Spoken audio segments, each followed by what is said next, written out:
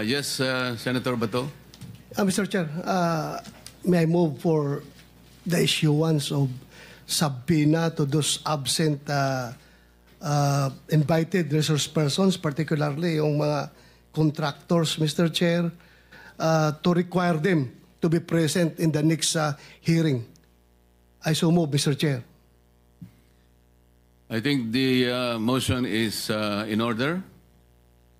No objection. The motion is carried. Thank you, Mr. Chair. May I ask the Director General as to the number of invitations sent to the 15 invited contractors, as to how many successfully presented themselves today or at least sent representatives?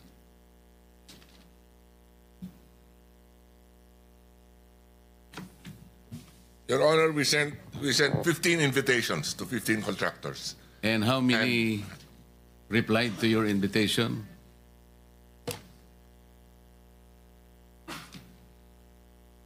One, two, three.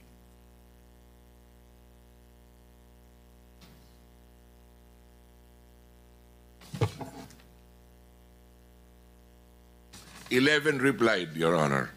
And of the 11, 1, 2, 3, 4, 5, 6, and 7 are represented here, either by the owner himself or by a representative, Your Honor. So seven out of 15 are represented today in this hearing, Mr. Director General.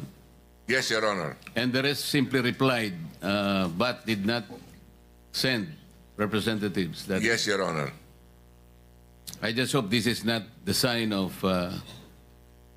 disinterest on their part, because this meeting is called precisely to get to the bottom of this problem. Mr. Chair. Yes. Mr. Chair, siguro pag when we invite them, not invite, subpoena them next hearing, they have to come up with a reasonable answer. Hindi ho yung may sakit, may nauna, para hong ginagago itong committee natin na may sakit, nagbakasyon na, may mga prior schedule. Ano mas importante, prior schedule, Mr. Chair? Or itong investigasyon ito, because 544 billion na pinag-uusapan natin, not a small change, Mr. Chair. Yun lang po. Manifestation is noted. May I remind the representatives of private lawyers of our resource persons present here today, pwede po kayong relax muna kayo at huwag kayong aalis.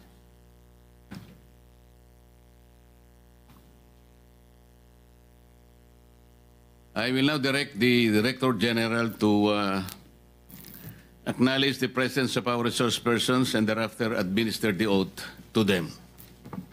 Thank you, Mr. Chair. May I proceed? Those who have been invited here, kindly please stand and raise your right hand.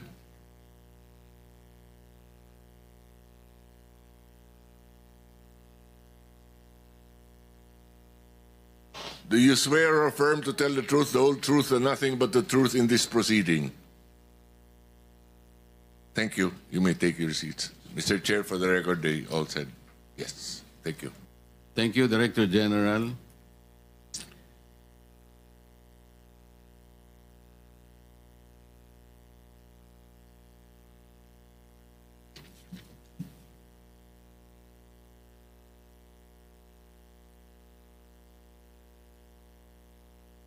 I acknowledge the presence of Senator Gatchalian and Senator Bongo.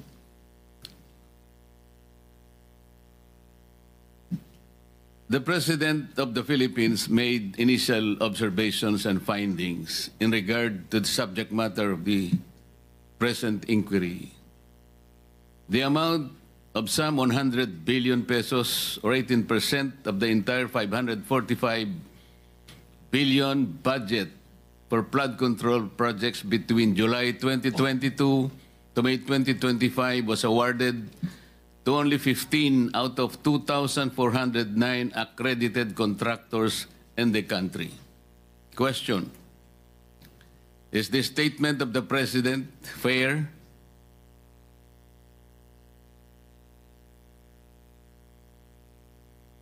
Silence means acquiescence.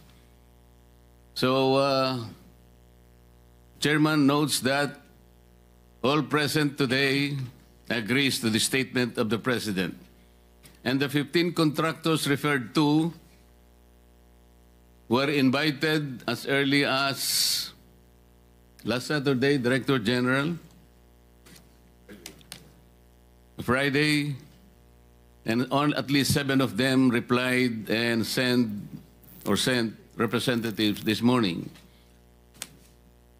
Legacy Construction Corporation, Alpha and Omega General Contractor and Development Corporation, St. Timothy Construction Corporation, QM Builders, EGB Construction Corporation, Top-Notch Catalyst Builders, Inc., Centerways Construction and Development, Inc., SunWest, Inc., Highton Construction and Development Corporation, 888 Construction and Supply, Inc., Royal Crown Monarch Construction and Supplies Corporations, Wawo Builders, MG Samidan Construction, LRTK Builders, Inc., and Road Edge Trading and Development Services.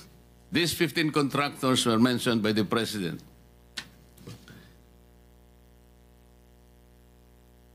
The President also noted that 5 of these 15 contractors have projects in almost all regions nationwide. He mentioned Legacy Construction Corporation, Alpha and Omega General Contractors and Development Corporation, St. Timothy Construction Corporation, EGB Construction Corporation, and Road Edge Trading and Development Services. Is the President correct?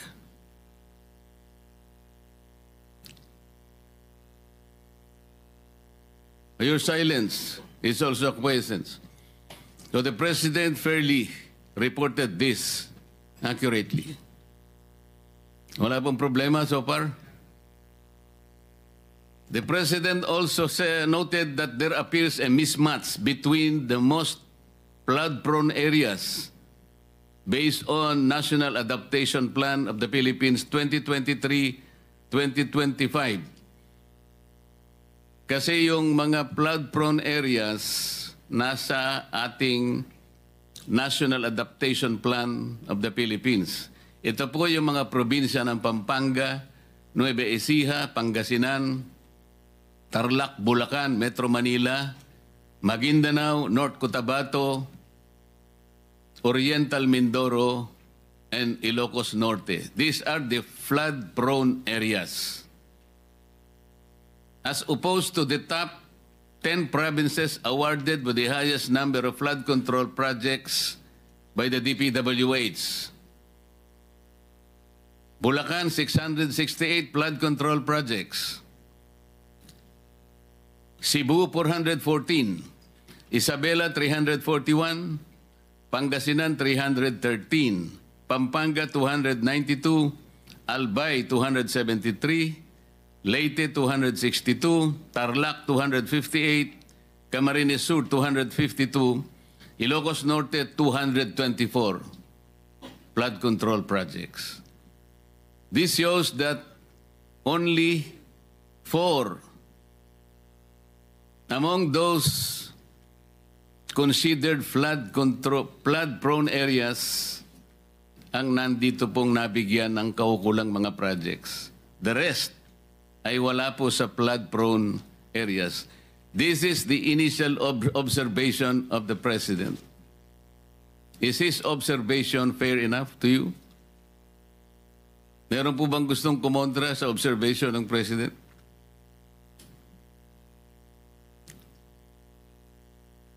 So silence is acquiescence. Ang sabi pa ng Pangulo, more than 350 billion or 6,021 flood control projects do not specify the exact type of flood control that is being built. Halimbawa po, kung repair works yun, o kaya cut-off channel, o dikes, o drainage structures, flood mitigation structures, retarding basin, revetment, slope protection spur dikes, waterways, or embankments. Walang ganun eh. Sabi niya, hindi man lang dinidescribe ito eh. 350 billion worth of projects defy basic description. Or 6,021 flood control projects. Many of these projects are in different locations but have exactly the same contractor and contract cost. This is disturbing. This is one of the initial observations of the President. Do you believe this is also a fair assessment? Oh, walang kumikibo sa ating mga resource person. I think this is a fair assessment coming from the office of the President.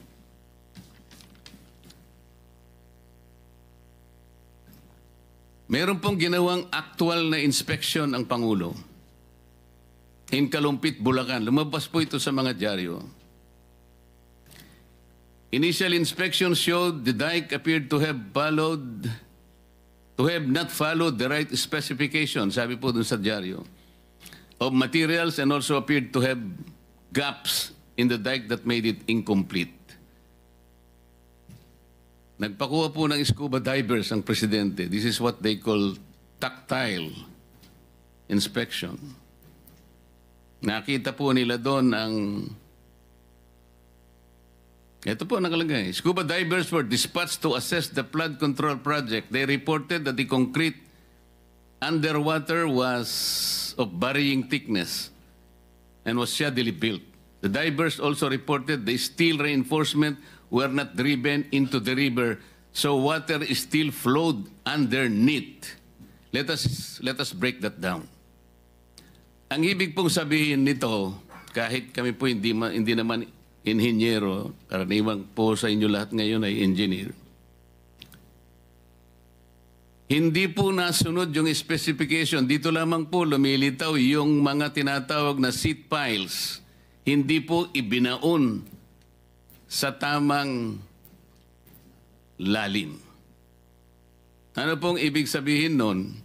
Karaniwan po, and I think you will all agree, 6 meters po yung seat piles eh. Talaga pong pipiliting ibaon yun. Yung 5 na metro ibabaon mo, maring ang lilitaw na lamang na nakikita mo is 1 meter. What is the significance of that? Kasi kinakailangan ma-address mo yung scouring ng river. Pag hindi umabot, ando sa punto na yung cascading waters will be gradually eroding the soil, ang lalabas nun, nakabitin na yung inyong nakabitin na yung seat piles na kunwari ibinaon nyo ng 5 meters. Ano mangyayari kung nakikita na po yun? Babagsak po talaga yung slope protection na inilagay ninyo. Ito yung kaawa-awang kalagayan nito eh. Nakita pa po yung Upon tactile inspection, the drivers found that the beam was no longer connected to the seat pile support. Yung beam na sinasabi niya, this is the apron. Tama po ba yun? The apron is the basic structure that will hold the seat piles. Kung wala po yung apron na yun, na magkukonect dun sa slope, walang integrity yung project na ito. Babagsak at babagsak ito. Mamaya po meron kaming ipakikita sa inyo kung bakit ganito kalala ang problema ng ating bansa.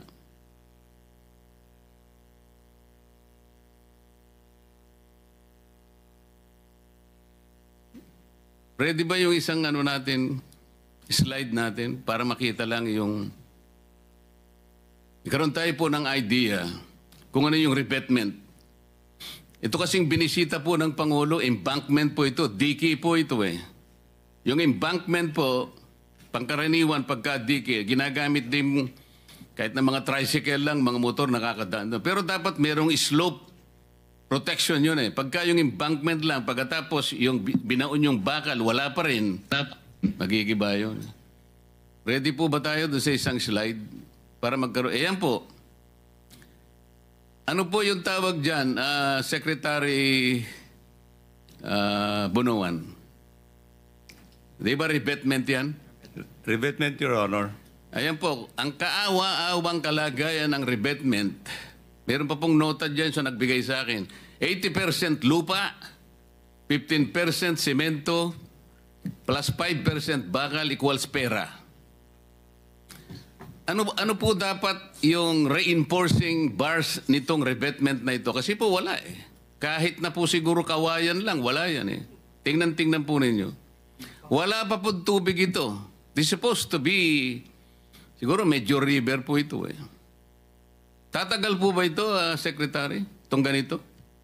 Hindi siguro, Your Honor. I think this is a failure of the structure in itself. So, dapat wala nang siguro. Tsakin mo. Tatagal ba ito? Hindi po. Alam po nyo kung saan ito? Kayang-kaya naman po ninyong ma-identify. Nasaan po yung mga district engineers nyo? Para wag na po sabihin kung kanino galing yan. Kasi malalaman din po natin yun eh.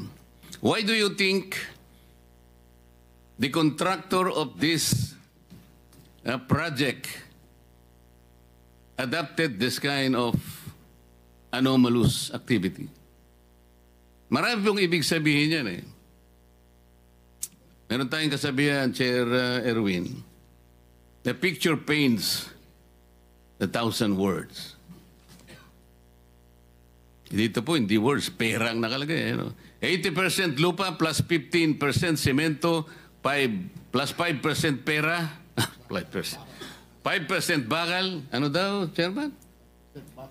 Oo nga, equals?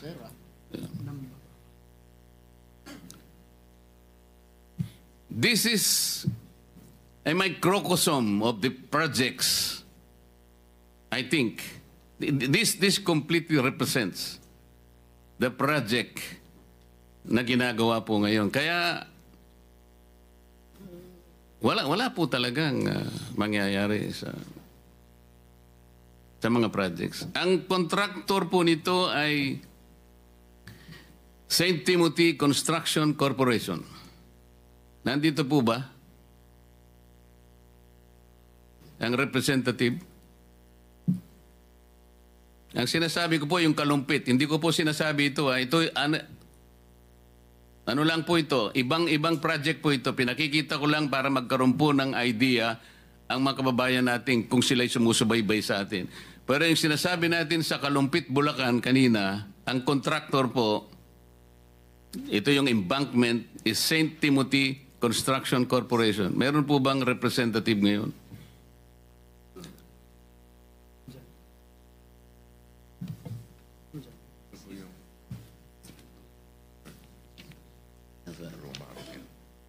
Ito? Roma Angeline? Roma. The representative is one Miss Maria Roma Angeline Remando. Nandyan po ba kayo, Madam?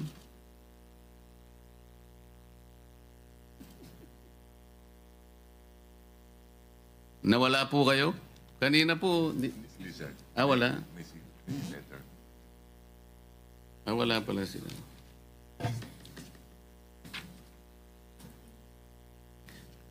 Before we continue, let me acknowledge the presence of Senator Joel, our Majority Leader. Thank you.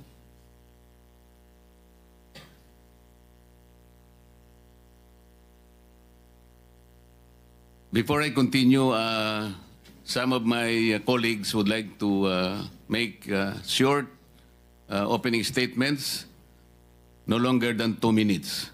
Please.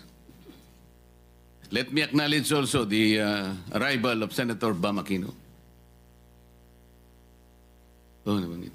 Any one of my colleagues who want to... The first one to arrive. 2 minutes, sir. Thank you. 1 minute lang, Mr. Chairman. Thank you, Mr. Chairman. Mr. Chairman, good morning. Good morning, everyone, our resource persons. Good morning po. I just would like to quote the very famous impression made by our majority leader, Senator Joel Villanueva, that according to him, na kung itong ating flood control funds, no, pondo na dedicated to flood control, divided by the number of days in 1 year, which is 365 days, it will amount to 1 billion pesos per day government expenditure dedicated to flood control projects only. So, sa ordinaryong tao, pag ito'y kanilang narinig, talagang lalong-lalo na, including me, at lalong-lalo na yung mga taong kasalukuyang nabibiktima sa mga baha. Iniisip nila na sana yung 1 billion a day na yan, binigay na lang yan sa amin at kami na ang gumagawa ng flood control dito sa aming lugar para ma-mitigate yung sitwasyon na ito. But anyway, we are not entirely blaming everything to the projects. Meron tayong, we have a plethora of reasons bakit nangyayari ito. Meron tayong climate change, meron tayong sinasabing yung reclamation and other reasons.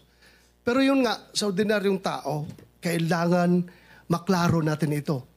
Kaya ako, personally, for myself, and I hope the chairman and the rest of the members of this committee would share with me in my quest na sana, during this hearing, ma-establish talaga natin ito for the benefit of our people na nanonood ngayon. Number one, these are not ghost projects. Number two, sana ito mga project na ito ay hindi ito yung quasi-physical and quasi-spiritual. Meaning yung project na sinimulan lang pakilang tao, then afterwards, pinabayaan, wala nang nangyari. At kung number three, kung ito ay talagang ang estado nito mga proyekto na ito ay fully implemented, physically implemented, did it serve its purpose? Bakit patuloy pa rin yung baha? So, yun po mga Mr. Chairman, ang gusto nating malaman today, and I hope, I hope that all our resource persons would cooperate 100% in this Senate investigation. Because itong mga aming committee ng Blue Ribbon Committee, we are not witch hunters here. We are not ghostbusters. We are truth seekers. So in our quest for the truth, sana you play a very vital role para makamit natin ang katotohanan dito para sa ating inang bayan. Maraming salamat, Mr. Chairman. Thank you. Thank you for your 2.5 minutes, Senator Bato. Following the order of arrival, I will call on Senator Rapi Tulfo for his 2 minutes. Maraming salamat, Mr. Chair. Ako po ay magbibigay ng senaryo kung paano po mahilentulad sa karneng baka sa palengke ang ilang bilyones na napupunta sa flood control. At kung paano po ito kinakatay, china-chop-chop, at niluluto. Nagsisimula po yan sa isang proponent na kung saan ay kakatay po siya ng, say, 20 billion pesos mula sa NEP, BICAM, and ang program appropriation. Now, itong proponent na ito ay dadalhin niya ang 20 billion na nakatay niya doon sa mga nabanggit ko, NEP, BICAM, and program sa Region 4B. Na kung saan ang regional director doon ay isang nagngangalan Mr. Gerald Pakanan, excuse me. Now, yung 10 billion, si proponent na ang gagawa ng project dahil meron naman siyang kumpanya na nagkukontrata. So, ibig sabihin siya po isang contractor. So, hindi na po natin malaman kung magkano eksakto ang kanyang kikitain doon sa 10 billion. Pero ang estimate po, abot ng 60%, kita niya 40% na lang mapupunta sa project. Ano mangyayari po doon sa 10 billion na titira? Siyempre, kukunin po yun ni Mr. Pakanan. At yung 5 billion, si Mr. Pakanan na po ang gagawa ng project dahil meron din po siyang sariling kumpanya na nangungontrata. And of course, doon sa 5 billion niya, magbibigay siya ng 28% SOP sa proponent. Now, anong mangyari doon sa 5 billion na natitira na? Yun po ay bibigay ni Mr. Pakanan sa kanyang mga kaibigang kontraktor. And of course, again, si proponent kikita po ng 28%. Si Mr. Pakanan kikita ng 18%.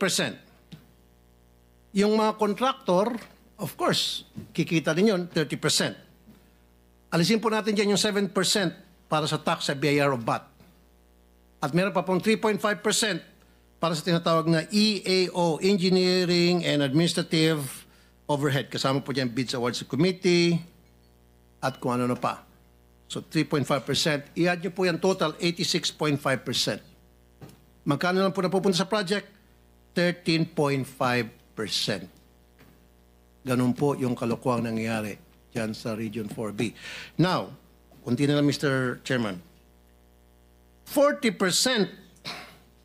ang ibinabayad agad sa mga contractor at kay proponent kahit hindi pa po tapos ang project o kahit hindi pa gawa ang project at gagawa po sila ng mga fake accomplishment report, dinodoktor. Yan po yung example lamang kung paano po binabalasubas ang pera para sa flood control na dapat po ay imbestigahan ng committee to sa susunod po ng mga hearing. By the way, isang Ryan Altea ang nagpakilala dito kay Mr. Gerald Pakanan doon sa isang proponent. So ibig sabihin ito si Mr. Altea ay well connected na ngayon po ay na-promote pa. Ang daming kalokong ginagawa, na-promote at siya po ngayon ay isang direktor sa main office. Maraming salamat, Mr. Chair. Thank you, Senator Tulfo. For the record, that's 3 minutes. Oh, Before I continue, let me acknowledge the arrival of our Senate President pro tempore, Jingo Estrada. So let's continue with Senator Erwin Tulfo. 2 minutes. Thank you, Mr. Chair. Thank you. 545.64 billion pesos of flood control. This is nothing less than a grand robbery of our nation. Sa salitang kalye, pagnanakaw to the max. DPWH officials, contractors, and their cohorts in public office need not explain anymore because we already have an answer why year after year flood waters still drown our communities while their bank accounts are flooded with taxpayers' money. Bago pa man may sakatuparan ang isang proyekto, hinihinga na po ng 20 hanggang 25% na komisyon ang mga kontratista, masaklap po ng ilang mga politiko.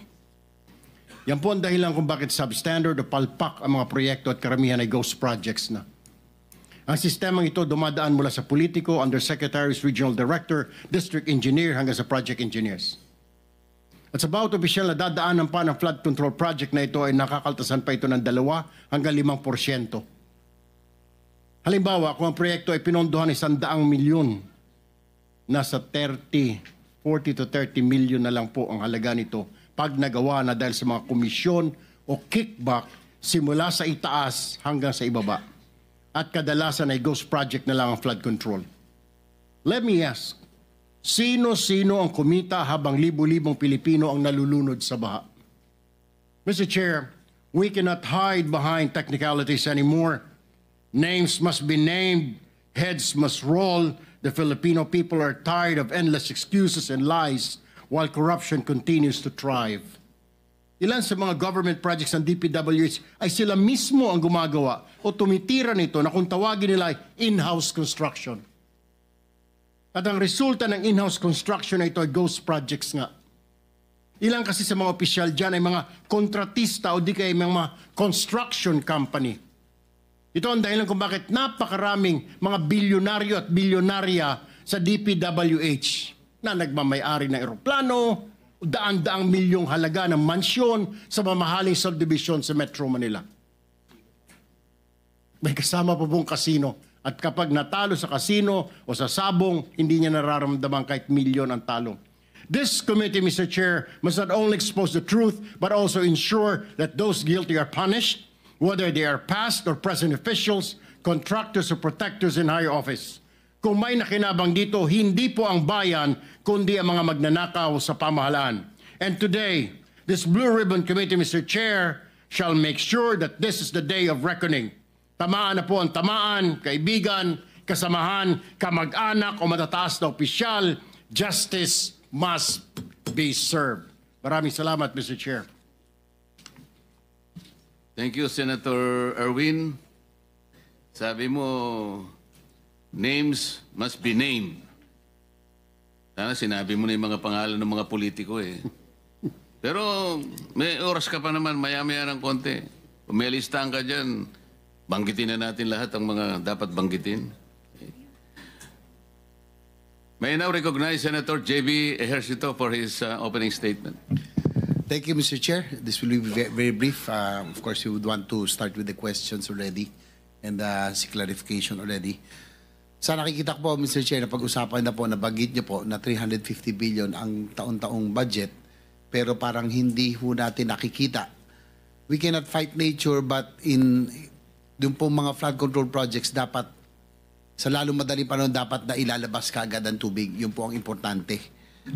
Ang katanungan ko lang po, doon sa 350 billion, saan po ba ito napupunta? Yan ang gusto nating malaman. Nasusunod ba yung master plan kung meron nga ba? Pero simple lang po ang aking analysis, Mr. Chair, sa 350 billion, nabanggit ninyo kanina, yung flood-prone provinces, areas, may mismatch po kung saan napupunta yung bulk ng mga proyekto na flood control. Mr. Chair, kung hindi nasusunod ng flood ang ating pong master plan, kung pinaghahati-hatian ng bawat distrito ang flood control management, ang mangyayari po niyan ay patsi-patsi po talaga ang ating proyekto.